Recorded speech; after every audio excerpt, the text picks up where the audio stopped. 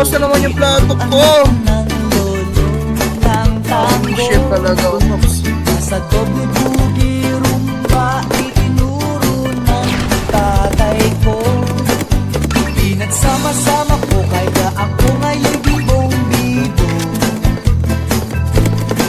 Kaya ang tawag nila sa akin Totoy Bibo.